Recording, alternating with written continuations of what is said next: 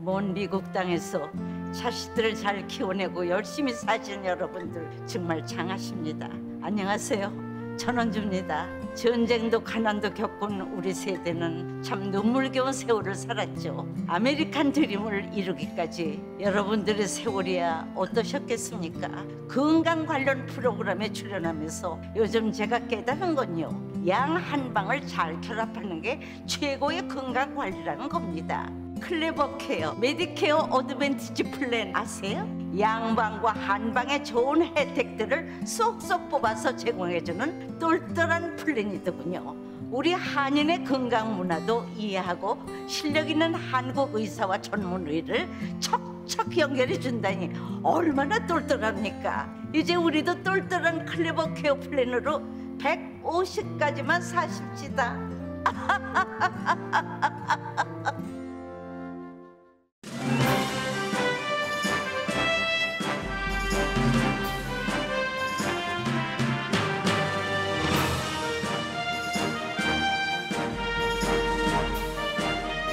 새해 복 많이 받으세요.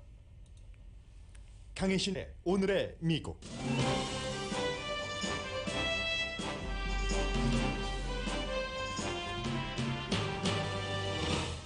모더나도 접종 후 5개월이 지나면 부스터샷 접종을 하도록 식품의약국이 승인했습니다. 감기와 독감, 오미크론 증세가 혼돈되면서 테스트의 중요성도 부각됩니다. 잠시 뒤 테스트 시기, 정확도 등을 전해드립니다. 약 1억 명에 해당하는 헬스케어 워커와 민간 사업체 직원에 대한 백신 접종 의무화 대통령 행정명령을 연방 대법원이 오늘부터 심의해 곧 결정합니다. 세계 랭킹 1위 테니스 선수 노박 조코비치가 백신 접종 예외 허가증으로 호주 입국을 거부당한 케이스는 세계적인 스캔들이 됐습니다. 호주의 국내 정치, 세르비아의 민족 자존심까지 공론화됩니다. 의사당 폭동 사건 1주년이었던 어제 워싱턴에서는 극단적인 정치 분열을 보여주는 사건이 일어났습니다. 폭동 사건 촛불 추도식에 공화당은 단 2명만이 참석했고 그 2명 공화당을 민주당이 열렬하게 환영한 사건입니다. 12월 일자리 창출은 예상보다 훨씬 적었지만 긍정적인 면도 있습니다. 바이든 대통령은 방금 전까지 이 긍정적인 면을 토대로 경제를 살릴 방안에 대해 말했습니다. 흑인 최초로 아카데미 주연상을 받은 시드니 포이티어가 사망했습니다. 그는 인종평등 운동가이기도 했습니다. 여러분 안녕하십니까? 오늘의 미국 강혜신입니다. 바이든 대통령이 좀 전까지 연설을 했는데 이 연설의 주제는 오늘 발표된 일자리 창출에 관한 것이었고 전문가들은 굉장히 실망했습니다만 또 전문가들도 희망의 빛을 보는 그런 면이 있었고 바이든 대통령이 그 점에 이제 포커스를 잡아서 본인의 여러 가지 방안을 말했습니다. 그리고 기자의 질문을 잠깐 받았는데 코비드-19이 영원히 여기에 머무를 것으로 생각하지는 않는다. 이렇게 말했거든요. 그러면 지금 어제 나온 그 코비드-19에 관한 가장 중요한 뉴스 가운데 하나가 대통령의 전 코비드가 아니라 코비드-19 자문 6명이 이제 이 코비드-19은 우리와 함께 그냥 살아가는 걸로 뉴노멀로 해야지 된다 했는데 바이든 대통령은 영원히 여기에 머무른다고 생각하지는 않는다. 이 정도 얘기를 했습니다. 그럼 그렇다고 금방 코비드-19이 사라진다? 그 얘기도 아니에요. 어디 그 중간에 어디에선가에 관한 얘기를 했는데 오늘은 여러분들께 이 코비드-19 오미크론 이후에 굉장히 많은 분들이 혼돈하고 계시는 점들이 있어서 저도 질병통제국과 일반 의사들이 하는 얘기에 약간의 그 차이가 있는 부분도 있고 하기 때문에 전문가들의 말을 좀 종합해서 특히 테스트에 관해서 좀 전해드리겠습니다. 현재로서는 그 레이티스트 뉴스부터 잠깐 점검을 해드리면 오늘 이제 식품의약국이 모더나도, 파이저 앤 바이오엔텍에 이어서 지금까지는 6개월이 지나야 부스터샷 접종을 받을 수 있었는데 5개월이 지나면 부스터샷 접종을 받도록 승인을 했습니다. 저에게도 심지어 이제 가까운 사람 가운데서도 물어보는 분이 계세요. 3개월 지났는데 이 부스터샷 접종 받아도 되는 것 아니냐고. 그러면 제가 이제 어떤 그 백신 접종을 받으셨습니까? 물어봤을 때 파이저 앤 바이오엔텍이라고 하세요. 그래서 며칠 전에 5개월 지나셔야지 됩니다. 그게 연방 가이드라인입니다. 얘기를 했더니 그분이 원래 그 뉴스를 몰라서 그러시는 게 아니라 주변에서 이제 5개월이 안 돼도 받은 사람이 있다고도 하고, 그리고 그래도 된다는 게 말에서 말로 와전되고 해서 특별한 케이스에 적용되는 뭐 그런 것들이 일반적으로 이 말을 낳고 하잖아요. 그래서 이제 뉴스를 잘 아시는 분들 가운데서도 그런 질문을 해오시는데, 연방 정부 가이드라인으로는 바이오엔텍, 모더나는 이제 5개월 되셨으면 부스터샷 접종을 받으실 수 있고, 존슨앤존슨은 2개월이죠. 그리고 이제 특별한 케이스, 면역성이 아주 약하다던가 그런 케이스에는 의사와 상담을 하고 여러 가지 조치를 취할 수는 있을 겁니다. 그러나 일반적인 말씀을 드렸습니다. 모더나의 CEO는 올 가을쯤이 되면은 또다시 4차 접종이, 부스터샷이 3차잖아요. 모더나로 볼 때 4차 접종이 필요할 수도 있다, 이런 얘기도 했고, 질병통제국장은 요즘 야단을 많이 맞고 있는데요. 왜냐하면 아주 분명하다거나 어떤 때는 애매한 부분도 있고 그럴 수밖에 없다는 것도 이해가 됩니다. 이 코비드 19이라는 것을 우리가 처음 겪어보고 데이터를 보면서 판단을 하고 즉시 또 그 판단이 수정을 해야지 되는 부분도 있고요. 오미크론 변이처럼 빨리 퍼지면 더 그렇겠죠. 그래서 왜 가이드라인이 이 모양이야 하고 지적하는 사람도 있지만 질병통제국의 어려움도 있다고 짐작은 되고요. 이 질병통제국장은 지금 오미크론의 피크가 미국에서 아직은 아니다, 이걸 굉장히 강조를 합니다.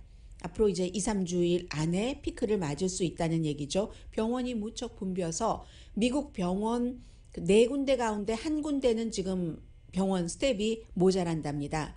그렇기 때문에 뉴저지주에서 롱텀 케어, 그 양로병원에 방위군 한 150명을 12군데 롱텀 케어에 나눠서 뭐 한 10몇 분씩 보냈겠죠. 그렇게 해서 그분들이 하는 일은 헬스케어 스텝이 모자라기 때문에 헬스케어 스텝을 도와주고 그 밖에 일 처리도 하는 그런 일들도 있고요.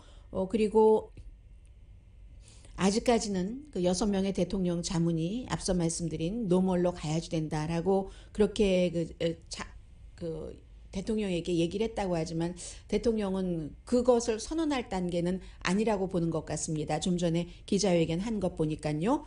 로스앤젤레스 카운티도 인구가 1,000만 명인데 시가 아니라 카운티입니다. 하루에 3만 7천 명 양성 반응이 나왔습니다. 그런데도 슈퍼볼은 한다는 거죠. 노멀로 갈 수 있는 부분은 간다는 겁니다. 그런데 이제 많은 분들이 요즘 혼돈하시는 게 내가 감기야? 독감이야? 오미크론이야? 증상부터 그럼 테스트는 어떻게 해야지 되나? 테스트 기구가 많이 모자라는데 이런 얘기들을 하시는데, 기본적으로는 오미크론 변이에 감염된 것과 독감의 증상은 거의 같다고 봅니다. 전문가들이.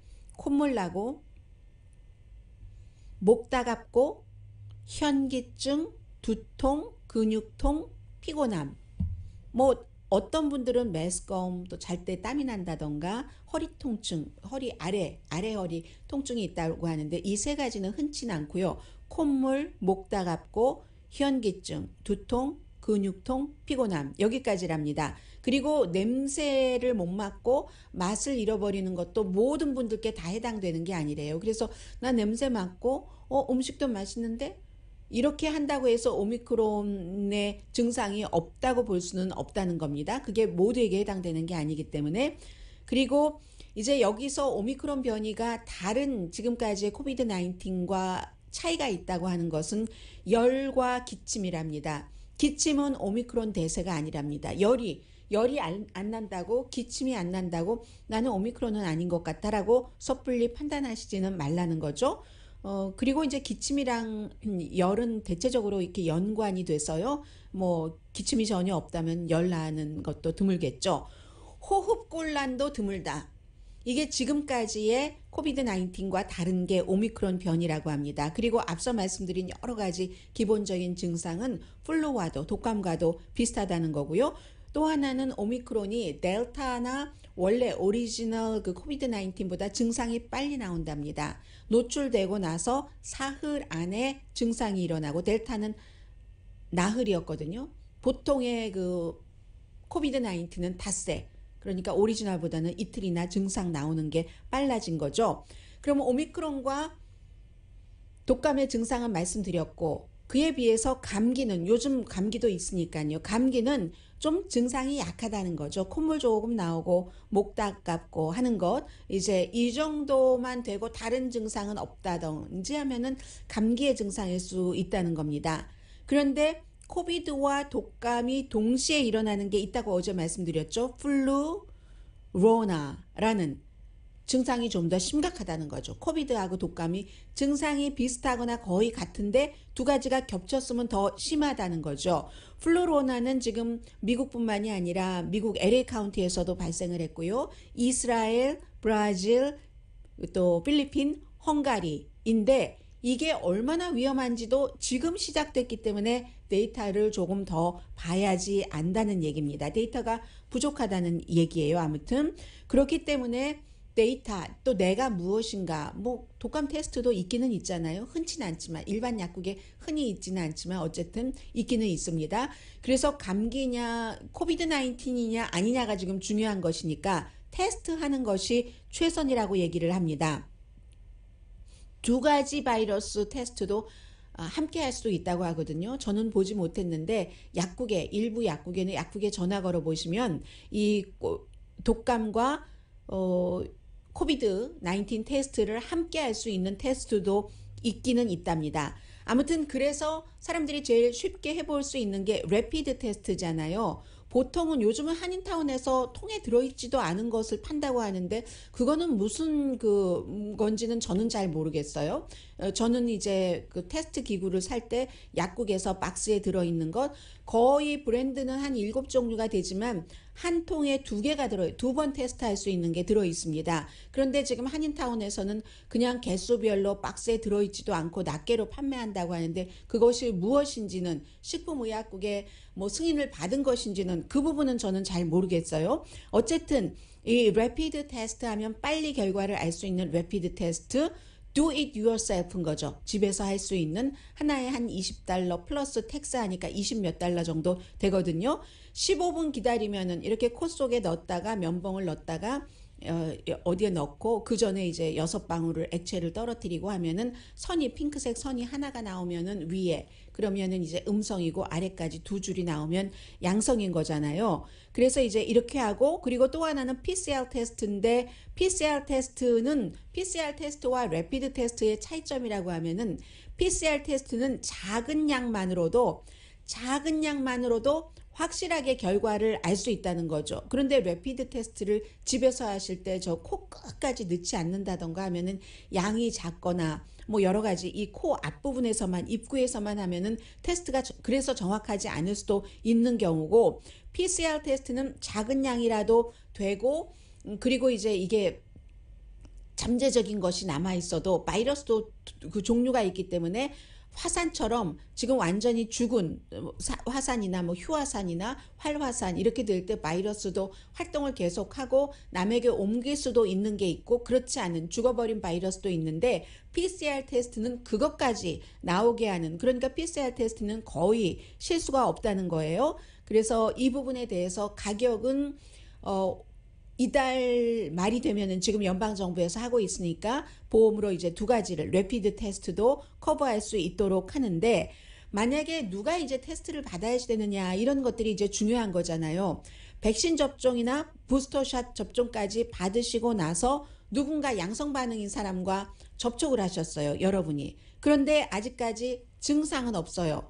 그러면 마스크를 쓰고 일을 하셔도 됩니다. 부스터샷까지 맞고 또 백신 접종도 맞았는데 지금처럼 이제 파이저 앤 바이오엔텍 또 모더나는 5개월이 안 지났고 존슨 앤 존슨 같은 경우는 2개월이 안 지났고 하면은 그러면 이렇게 마스크를 쓴 채로 이 일을 하시라는 겁니다. 그런데 백신 접종을 받지 않으신 분은 누군가 양성 반응이신 분과 접촉을 하셨다면 테스트를 하고 테스트 결과가 나올 때까지 기다리셔야지 됩니다. 그래서 이제 언제 그러면 정확하게 타이밍을 정해 주세요 하면은 전문가들이 이렇게 얘기를 합니다. 증상이 있으신 분들, 뭔가 증상, 내가 이게 뭔지 모르겠는데 증상이 있어. 아무튼 독감인지 코비드인지 증상이 있거나 양성인 사람과 접촉했을 때 내가 나이 드신 부모님을 만나러 가야지 돼 하신 분들 접촉하시는 거 권하고요. 분명하게 내가 양성 반응과 노출이 있는 분과 노출이 됐는데 증상은 없다고 하면은 나는 아직 그러면 며칠을 기다리시라고 합니다. 증상이 있을 때까지. 증상이 생겼으면 바로 며칠 안 기다려도 되지만 잠복기 이런 것들이 있기 때문에 며칠을 기다리셔야지 된다는 거거든요. 그래서 나도 테스트를 받고 나서 양성이면 당연히 닷새 격리하고 그리고 그 이후에도 다시 일터에 복귀하셨어도 닷새는 마스크를 꼭 쓰셔야지 되고 또 레피드 테스트를 하신 분이라면은 레피드 테스트가 한 번만 가지고는 정확하지 않을 수 있으니까 며칠 뒤에 다시 테스트를 하시랍니다.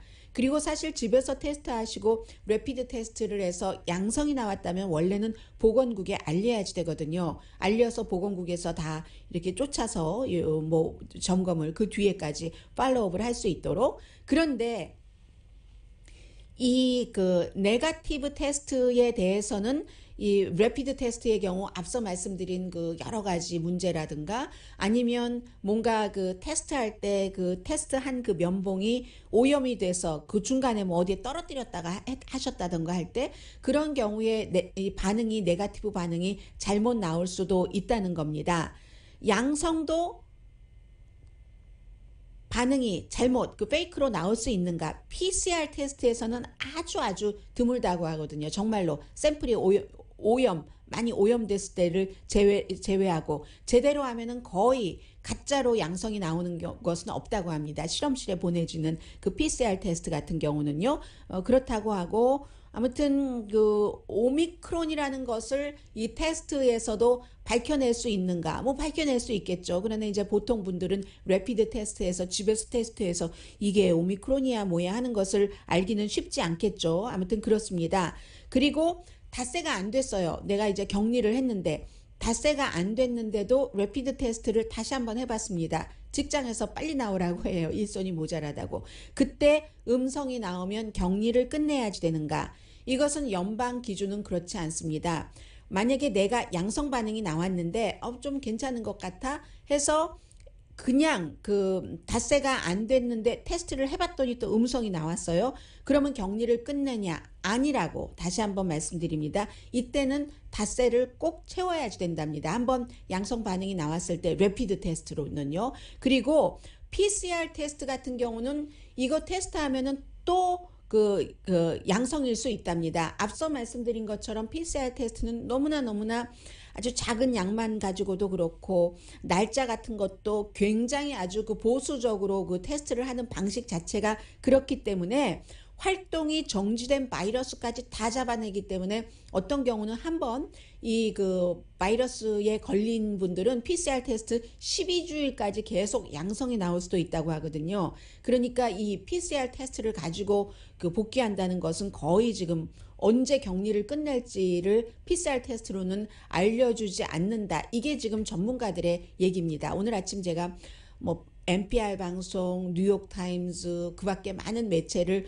전부 보고한 거거든요. 그런 부분이 있습니다. 그리고 또 하나는 사람의 행동 양식에 따라서도 너무 다르기 때문에 뭐라고 말하기가 참 어려운 겁니다. 닷새 격리하고 증상 없으면 복귀를 하면 되는데 이제 이분이 뭐 평소에 뭐 말을 많이 하고 뭐 무슨 뭐 교회에서 뭐 성가대에서 찬양을 아주 크게 한다던가 이런 모든 것들 마스크는 제대로 쓰시는가 또 주로 활동하시는 그 공간이 통풍이 잘 되느냐 안 되느냐 이런 것에 따라서 굉장히 다르기 때문에 이 정도 말씀드리면 여러분들께서도 정말 복잡하네. 이 코비드-19 언제 뭐 격리를 풀고 이게 없는 거예요.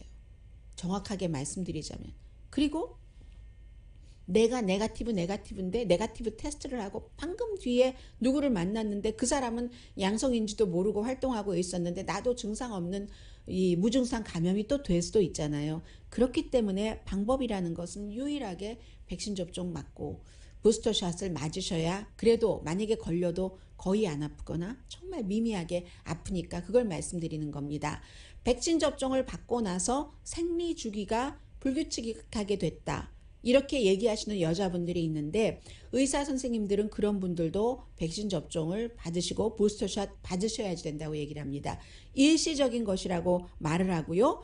만약에 전에 코비드-19을 알았어요. 그러면 오미크론에 걸릴 가능성도 크게 줄어들고 그렇다고 해서 완전히 더 이상은 이 접종이 걸리지 않는다 하고 보장되는 것은 아닙니다. 부스터샷 돌파 감염도 마찬가지예요. 부스터샷까지 맞고 돌파 감염이 됐다. 그러면 이제 그분은 앞으로 굉장한 그 아주 정말 슈퍼한 그 면역력이 생기겠지만 그렇다고 완전히 100% 보장되는 것은 아니라고 말씀드리고요. 백악관과 우정국이 지금 여러분들께 개인당 뭐 2개씩을 보내드리는 이 테스트 키트요. 마무리 작업을 하고 있고 그리고 이제 신청을 할 수 있는 웹사이트도 마무리 작업을 해서 아마 이달 중순부터는 우편을 통해서 받으실 수 있는 그 작업을 지금 하고 있는 것 같습니다. 아무튼 이런 정도가 되고요. 제가 여기까지 말씀드리려고 했는데 이 부분은 잠시 뒤에 전해드려야지 되겠습니다. 1억 명이나 백신 접종을 의무화를 하게 되는 그 케이스를 연방 대법원에서 오늘부터 이제 시작을 해서 빨리 결정을 내릴 거거든요. 그 부분인데 그 결정이 대통령 행정명령을 유지시키느냐 뒤집느냐가 중요하다기보다도 미국 인구의 뭐 아마 백신 접종이 가능한 인구의 3분의 1 정도 그 이상이 될 것 같은데 1억 명이나 해당이 되니까 그것은 그분들에게만 해당되는 게 아니라 너와 나의 건강 모두에 해당되는 것이기 때문에 잠시 뒤에 말씀드립니다.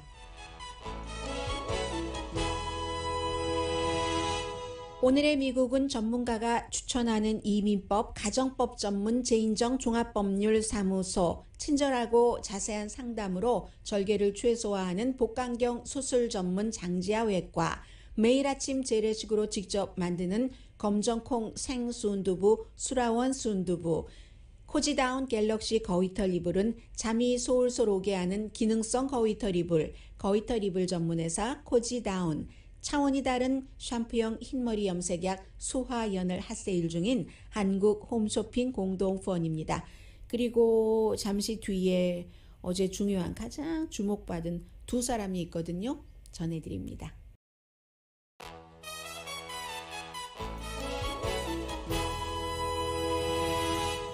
라디오 서울 방송 오늘의 미국 듣고 계십니다. 네, 지금 1억 명에 해당된다고 말씀을 드렸는데 백신 접종이 의무화가 되게 되는 사람들입니다. 이것을 대통령 행정명령으로 의무화를 할 수 있느냐, 무효가 되느냐는 굉장히 그 사회적인 차원에서 중요하죠. 연방 대법원에서 지금 스페셜 세션을 통해서 금방 결정을 내려야지 되는데 바이든 대통령의 행정명령입니다. 연방 정부의 지원을 받는 기관에서 일하는 헬스워커, 그러니까 메디컬, 메디케이드, 연방 정부 보조를 받는 그런 그 메디컬 그 파실리티에서 일하시는 분들을 얘기를 할 거고요. 그분들은 백신 접종 의무화입니다. 그리고 연방 정부의 보조금과 상관없는 민간 기업에서 일하는데 그 기업이 100명 이상이면은 이때는 백신 접종을 의무화하거나 아니면 백신 접종을 받지 않는 사람은 정규적으로 테스트를 하도록 옵션은 하나 줬어요. 헬스케어 워커들과는 달리. 그렇게 하는 것이 지금 공화당의 많은 검찰총장 또 사업주들 종교단체에서 무슨 백신 접종을 국가에서 강제화하냐 하면서 소송을 해서 하급법원에서는 한 군데에서는 항소법원에서 대통령의 이 행정명령을 시행해라 했고 또 한 군데에서는 시행 중지를 내렸기 때문에 원래는 1월 4일부터 하려던 것을 1월 10일로 시행을 연기했다가 다시 이제 2월 초로 연기를 했는데 왜냐하면 이게 스페셜 그 세션에서 연방 대법원이 최종적으로 이게 최종적인 결정입니다. 그렇게 해서 해야지 되는데 여기서 한 가지 봐야지 될 것은 상공회의소요. 미국 상공회의소 하면은 다른 나라 상공회의소와 마찬가지로 어떤 형태로든 그 연방정부의 규제에 반대합니다. 그런데 이번에는 이 안에 대해서 반대하지 않았고 반대하는 공화당주의 그 검찰총장이라든가 종교단체 또 보수적인 이제 비즈니스 뭐 사업체 뭐 예를 들면 뭐 인앤아웃 버거의 그 뭐 CEO 같은 이런 백신 접종 의무화에 반대하는 사람들이 주장하는 것은 그렇습니다. 기본적으로는 이제 그 자유의 위배다 이렇게 되고, 또 하나는 건강에 관한 문제니까 코비드 19이 직장에서 위험이 아니다라고 주장을 하는데, 코비드 19이 직장에서 위험 요소가 아닌가요? 위험 요소가 아니라고 생각하는 사람들이 더 많을까요? 위험 요소라고 생각하는 사람들이 더 많을까요? 직장에서 일하시는 분들께 여쭤보겠습니다. 특히 무슨 전화를 많이 하셔야지 되는 그런 직장이라든가, 항상 손님이 와서 손님과 얘기를 해야지 되는 그런 그 직장에 다니시는 분들께 코비드 19, 다른 사람의 양성이 나에게 위험이 아닐까? 아무튼 그게 가장 먼저 주장하고 있는 겁니다. 왜냐하면 이것을 시행하려면 연방정부의 무슨 직업안정청, 노동부 산하의 그런 곳에서 해야지 되기 때문에, 두 번째는 사람들이 많이 직장을 그만둔다 이런 의무화를 하면 코비드 접종에 반대하는 사람들이 그만두겠죠. 노동력도 부족한데 그렇다라고 얘기를 하고, 공화당 의원 수백 명 가운데서 특히 이제 연방 상원은 47명이 이거 안 돼 했으니까 3명만 괜찮다는 거예요. 바이든 대통령의 행정명령이. 전체적으로 183명이 이건 아니다 하고 지금 주장을 하고 있고, 그런데 이것을 지지하는 사람들은 한 1억 명 정도가 백신 접종을 하게 된다면 미국이 코비드 19 사태에서 조금이라도 더 빨리 나갈 수 있고 조금이라도 지금보다 안전할 것이다 라고 얘기를 하고 있고, 또 하나는 오히려 백신 접종 받지 않는 사람들이 생겨서 무슨 문제가 생겼을 때 회사에는 비용이 훨씬 많이 부담이 된다. 그렇겠죠. 왜 회사에서 그런 것을 안 해서 내가 걸렸어 하고, 심지어 어떤 여성이 남편 케이스에 대해서 회사를 소송했다고 하잖아요. 나중에 헬스케어 문제 더 큰 이슈가 될 수 있다라고 얘기를 하고 있고, 또 최근에는 직장이 안전하지 않아서 그만둔다 하는 사람들도 있잖아요. 그렇기 때문에 여기에 대해서 여러 가지를 연방 대법원에서 결정을 한다는 건데, 특히 이제 소매업소에서 손님들 많이 상대하거나 아니면 고기 포장하는데 기본적으로 거리두기를 할 수가 없잖아요. 따닥따닥 붙어 있고, 감옥도 그렇고 창고 이런 곳이 이제 그렇기 때문에 핫스팟이죠. 코비드 19이 3명에 달려 있습니다. 에이미 코니 베렛, 또 브렛 캐버나우, 존 로버츠 연방 대법원장, 그리고 나머지 2명의 보수적인 또 트럼프 전 대통령이 지명을 한 연방 대법관에 달려 있습니다. 나머지는 의견이 정해졌다는 거예요. 3명의 보수적인 대법관과 3명의 또 진보적인 대법관은 정해졌고, 이 3사람에 달려 있다 하는 겁니다. 지금 미국 회사 자체에서 백신을 의무화로 규정한 회사는 생각보다 많지 않습니다. 18%밖에 안 돼요. 11월 달에 통계가. 그러면 12월 달 그 이후에 오미크론이 한창 너무 확산이 빨라지니까 조금 더 늘어나기는 했을 것 같습니다. 줄어들지는 않았을 것 같아요. 스타벅스도 이번 주에 모든 직원들 백신을 받든지 아니면 정기적으로 테스트를 받든지, 박스도 적어도 한번 백신 접종 받도록 벌써 몇 주일 됐죠? 규정을 정했을 정도고, 어제 말씀드린 것처럼 메이오 클리닉은 전체 직원의 1%인 700명을 백신 접종 받지 않는다고 해서 해고했으니까요. 그런데 지금은 18%의 기업이 백신 접종을 의무화하는데, 만약에 연방에서 이러한 것들이 통과되면 훨씬 많은 기업이, 적어도 배 이상은 백신 접종을 의무화하겠죠. 왜냐하면 이 연방 규정, 대통령 행정명령에 벌금도 포함되어 있는 것도 하나의 이유일 겁니다. 케이스당 만 몇천 달러씩 벌금을 물게 한다고 하잖아요. 다른 내용 전해드리려고 했는데 관련 내용부터 함께 묶어서 보도를 해드리겠습니다. 노박 조코비치 세계 랭킹 1위 테니스 선수요. 이 선수가 세르비아계입니다. 그런데 호주 오픈에서 9번 우승했고, 이번이 이제 그 도전자를 막아서 10승을 바라보고, 이 사람은 원래 호주 정부에서 왜 그걸 예외를 인정을 했는데 예외를 인정한 걸 왜 인정을 하지 않는가를 구체적으로 얘기를 하진 않았지만, 원래가 대체 의학을 굉장히 믿는 사람이라고 하잖아요. 그래서 무슨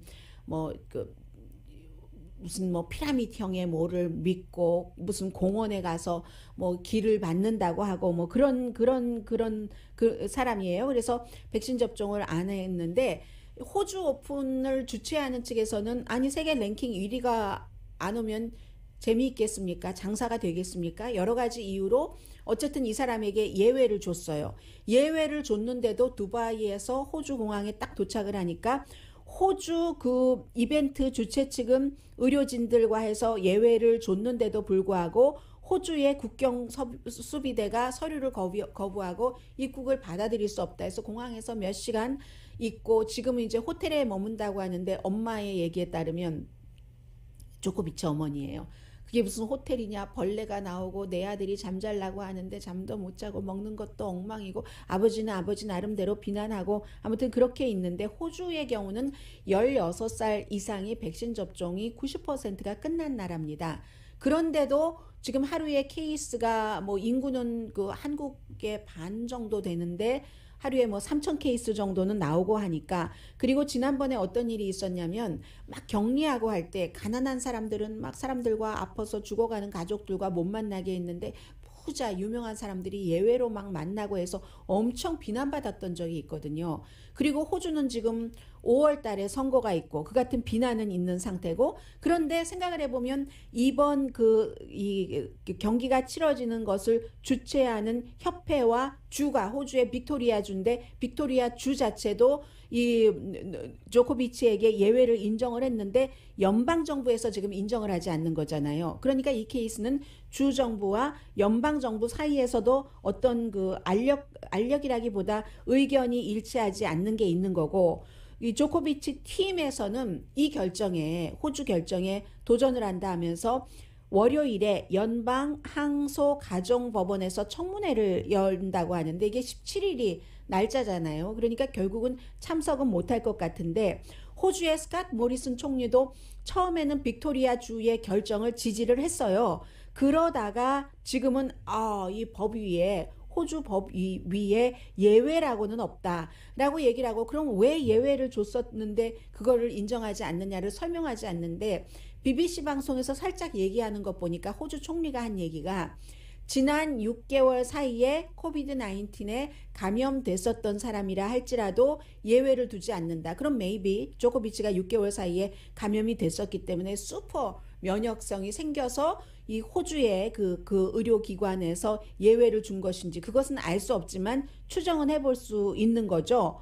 그리고 부총리도 부자고 유명하다고 다른 나라 법 위에 있지 않다. 세르비아인인 그 조코비치가 호주 법 위에 있지 않다라는 거고 세르비아와의 관계 때문은 아니다. 우리 아주 호주하고 세르비아 관계 좋다라고 얘기를 하는데 세르비아의 대통령까지 여기 또 개입이 된 겁니다. 알렉산드루 부치치 대통령이 이 조코비치는 이거 일종의 학대 당하는 거다. 학대의 피해자다. 우리 세르비아 국가 전체가 그를 지지한다라고 하고 지금 이 사람이 억류돼 있는 억류라기보다 아무튼 그곳에 머물러야지 되는 거예요.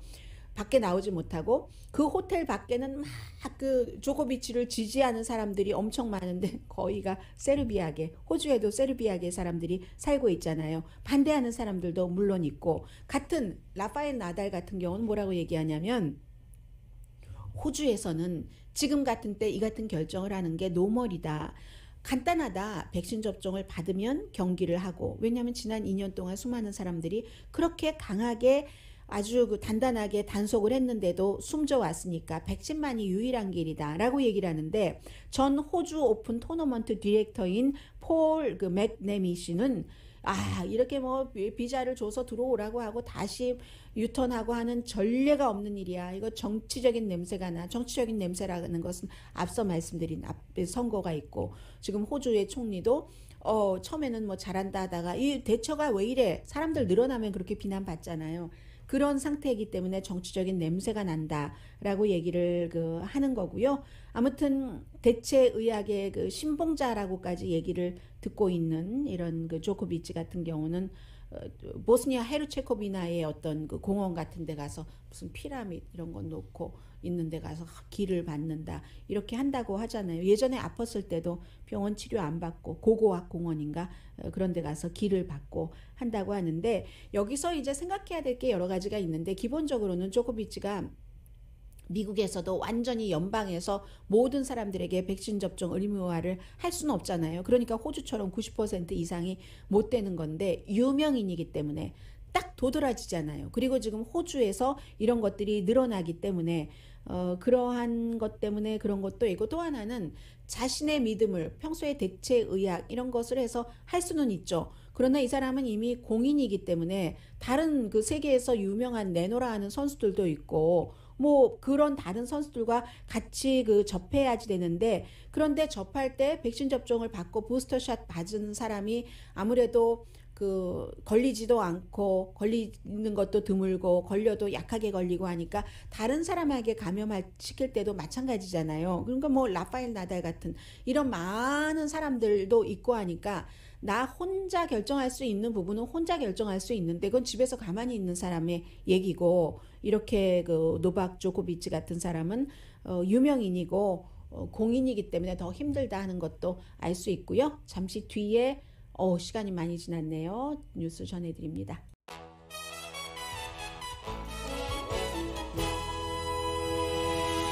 라디오 서울 방송 오늘의 미국 듣고 계십니다. 오늘 그 바이든 대통령이 질 바이든 여사와 함께 콜로라도주를 방문을 하거든요. 그 덴버 그 북쪽에 인근에 산불 난 이제는 구조 체제로 복구 체제로 돌아갔기 때문에 대통령이 방문해도 복구 작업에 별 방해도 일으키지 않고 이제 격려하고 도와드리겠습니다 하는 것을 하기 위해서. 그런데 가기 전에 백악관에서 오늘 경제에 대해서 좀 얘기를 했는데, 오늘 그 경제가 12월 달에 일자리가 19만 9천 개가 만들어졌는데 예상은 42만 2천 개였습니다. 11월 달에도 예상은 60만 개였는데 21만 개만 만들어졌거든요. 뭐 식당과 바는 많이 만들어졌고 한 4만 3천 개, 건축 2만 2천 개.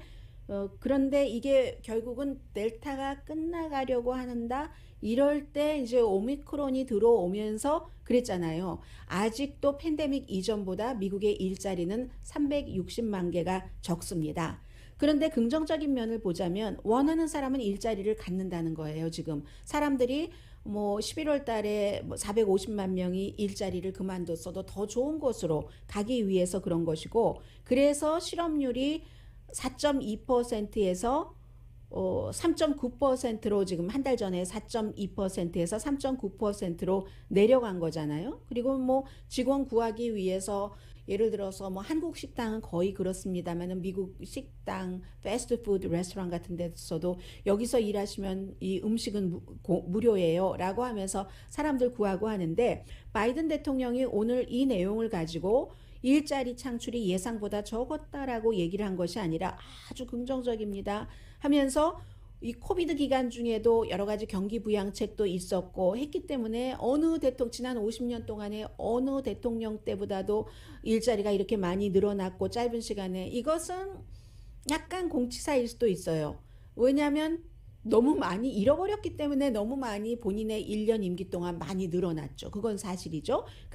그런데 이건 또 맞습니다. 임금 인상이 대단해서 특히 그동안 너무너무 열심히 일하는데도 대우는 너무너무 못 받았었던 사람들, 말하자면 최저임금, 그 인근에 있었던 사람들 임금이 굉장히 많이 늘어났습니다. 식당, 호텔, 또 벨맨, 역사상 최고입니다. 그 말은 맞습니다. 대통령의 얘기가.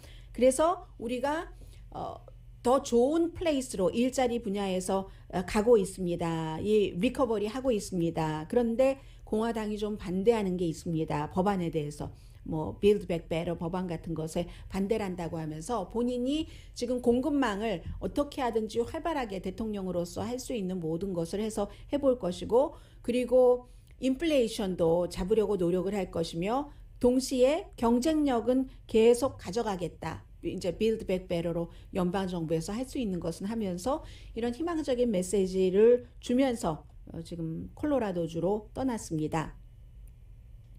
어제 있었던 일을 말씀드리겠는데 1월 6일 의사당 사건이었기 때문에 바이든 대통령 역사상 대통령 되고 나서 가장 중요한 연설을 어제 했고요.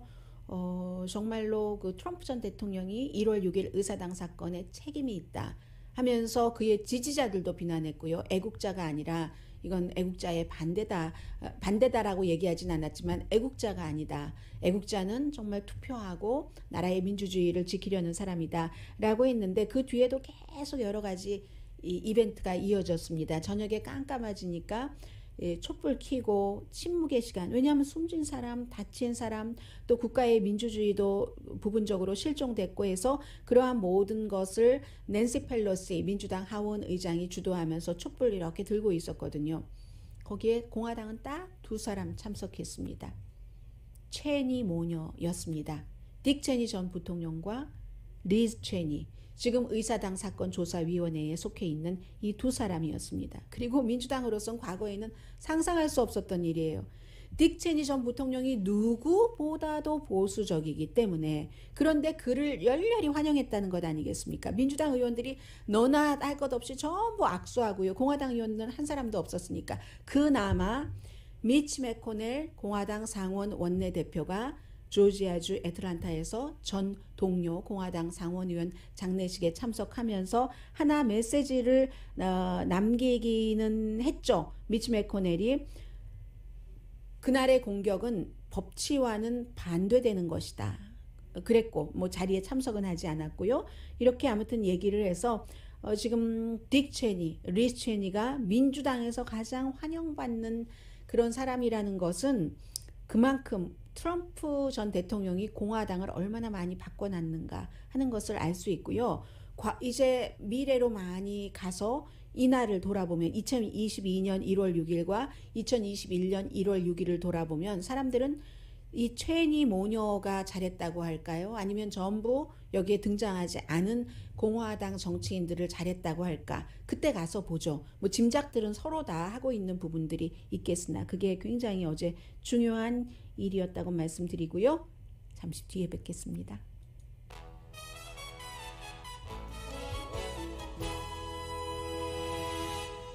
라디오 서울 방송 오늘의 미국 듣고 계시는데요. 네, 시드니 포이티어가 사망했습니다. 나이는 많습니다. 94세인데 여러분들 언제나 마음은 태양, To serve with love, 그리고 초대받지 않은 손님, 그래서 캐서린 헵번이 엄마였던가요? 그 밖에도 최초의 아프리칸 아메리칸으로서 아카데미 시상식에서 남자 주연상을 받은 사람입니다. 그때 그 애가 1900 몇 년이었던가요? 릴리 오브 더 필드라는 그 영화가 굉장히 오래 전인데 언제인가요? 자, 한번 볼까요? 여러분들께서 이 시드니 포이티에를 기억을 뭐 연도수가 중요한 건 아니니까요. 50년대 아니면 60년대고요. Sir입니다. 왜냐하면 영국의 영국 연방인 바하마의 시민권도 갖고 있기 때문에 미국 시민이기도 하고요. 오바마 전 대통령이 그에게 그 최고의 시민으로서 받을 수 있는 훈장인 프리덤, 메달 오브 프리덤을 줬기 때문에요.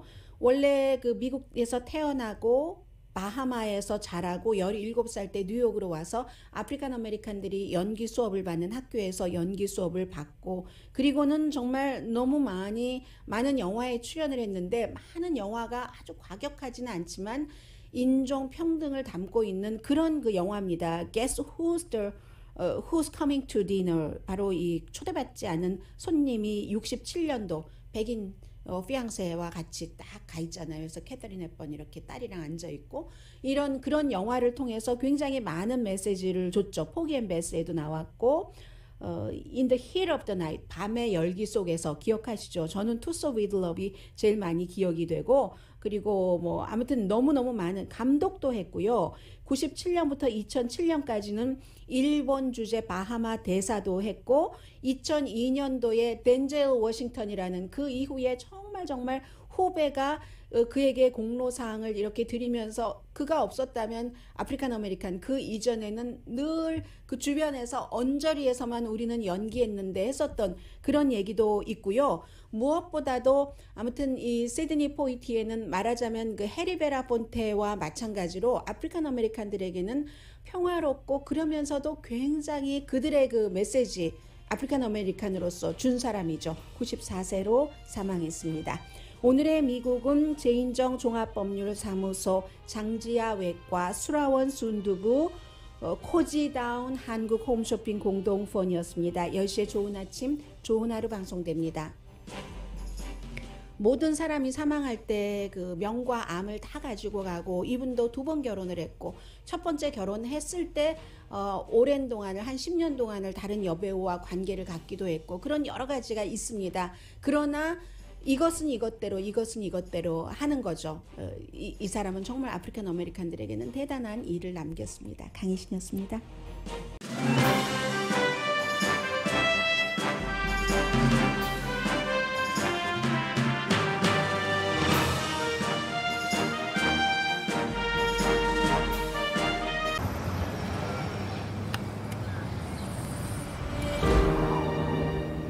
아직 쓰여지지 않은 스토리. 그 스토리를 완성하기 위해서는 새로운 아이디어를 찾아 움직여야 합니다. 우리의 움직임, 그것은 차세대 전동화 차량을 만드는 것입니다. 당신의 새로운 영감을 찾아서